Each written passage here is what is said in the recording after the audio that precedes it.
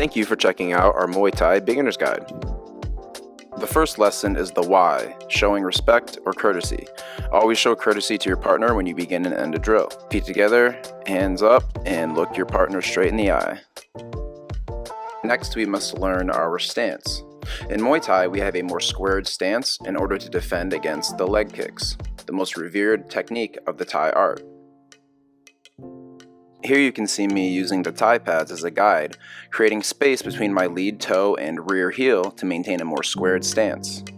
Here you'll see me using a couple different methods to set my stance. My dominant hand is my power hand, so that foot will be back. Your lead leg is always straight forward, with your rear leg angled at 45 degrees. Elbows stay relaxed at your side, while your hands come up to protect your chin. My weight is shifted slightly back to make the lead leg light for defense. Here I've exaggerated the blade of a boxer stance. Notice how the knee is turned in, exposing the back of the leg. It's great for boxing, but not great for kick defense. Movement is key, so let's work some footwork with a step and slide. You want to step in the direction you are moving and slide the trailing leg an equal distance to maintain your stance. If moving left, move your left leg first, then slide the right. When moving forward, move your lead leg, then slide your rear. You don't want to cross your feet or bring them together, and you always want to maintain your stance. Punching in Muay Thai is very similar to boxing, our 1 being the jab, 2 being the cross, and 3 being the hook. The 1 and 2 are linear, while the hook is thrown to the side of the target, being either the head or the body. As one punch is thrown, the other hand is covering the jaw. And when throwing the 2, you want to squish the bug with your rear toes, turning the hips and shifting your weight to the lead leg. When throwing the 3, you want to shift your weight to your rear leg to turn the hip just a slight bit more and get more power behind that punch. There are 9 elbows in our curriculum, but here you see me demonstrating the first elbow, the horizontal elbow. Snap your hand to your chest with your forearm parallel to the ground, turning your hip and shifting your weight to the opposite leg. The more my hips turn, the more power I'll have behind that strike. Notice my rear leg as I throw that rear elbow, squishing the bug, very similar to the cross.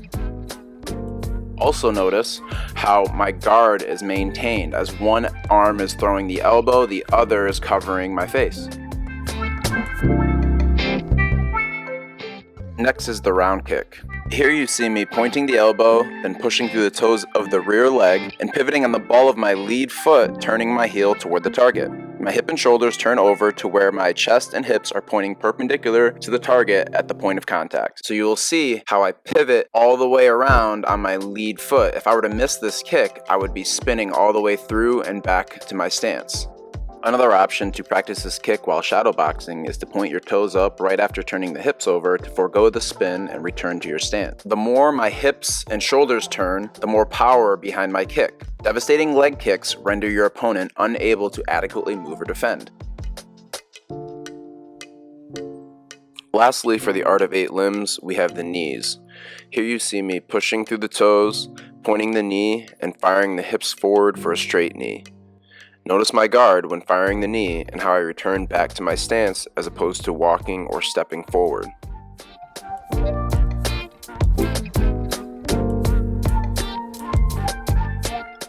When it's time to hold pads, you'll want to strap in correctly.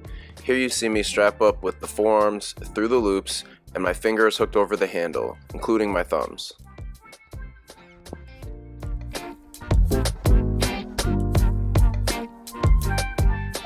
When holding pads for punches and elbows, hold the pads at head height facing the direction of the incoming strike. For the 1 and 2, hold the pad straight forward. For the 3, turn the pad perpendicular along your center line. Here you see me holding for the 3 in front of my nose, a little further ahead of the 1 and 2.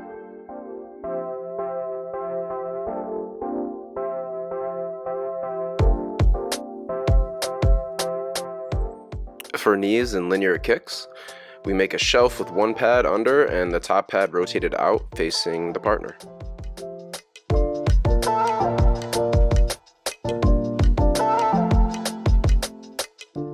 For round kicks, keep your elbows tucked back and cover your hips with the pads. Cover your left hip for the right kick and your right hip for the left kick.